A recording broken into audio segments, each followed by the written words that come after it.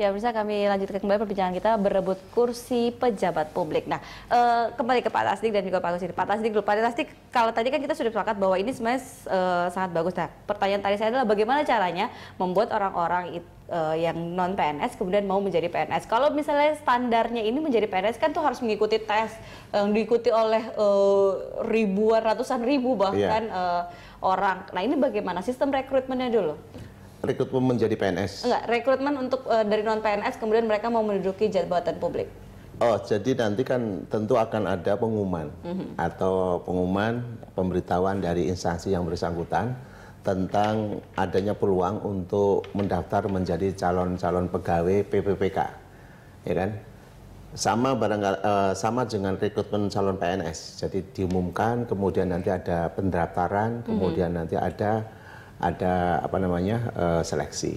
Nah, untuk jabatan-jabatan itu apakah setiap misalnya kan daerah ini mereka akan rutin kami sedang mencari untuk jabatan ini, apakah itu akan rutin terus disebar luas? Iya, sepanjang nanti formasinya kan akan disampaikan kepada Kementerian PAN dan Reformasi Birokrasi kebutuhan formasi apa yang akan diisi untuk calon pegawai-pegawai dengan status PPK.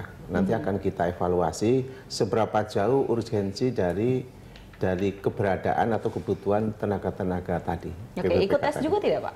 Iya, nanti ada seleksi. Tesnya itu tes atau seleksinya itu apa saja? Iya, tentu pertama kalau pegawai negeri pada umumnya kan ada tes kompetensi dasar, menyangkut masalah wawasan, masalah wawasan kebangsaan, kemudian juga ada tingkat intelijensia umumnya, kemudian integritas, track record yang bersangkutan. Di samping di bidang tugas itu, di bidang pekerjaannya, kompetensinya, itu juga akan kita tes.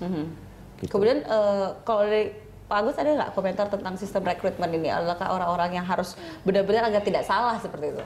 Iya, pertama kan tesnya kan masih macam-macam Pak ya, ada tertulis, lisan, maksudnya wawancara dan sebagainya, memaparkan kalau dia di sini itu apa yang akan dia kerjakan, sama seperti kalau sekarang itu fit and proper test.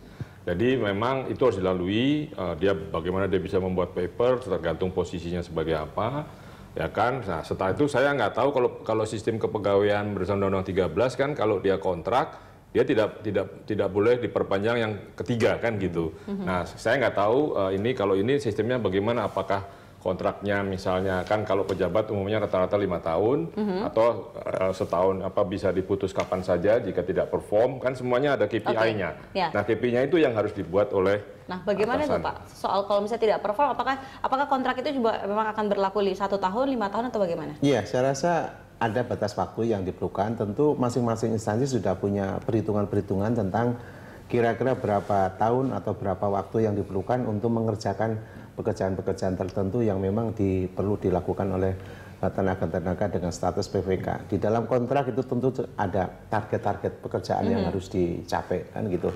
Nah, tentu semuanya akan tertuang di dalam perjanjian, dan kalau memang berdasarkan hasil evaluasi target kinerja yang sudah ditetapkan dan disepakati itu tidak tercapai, ya itu menjadi bahan pertimbangan.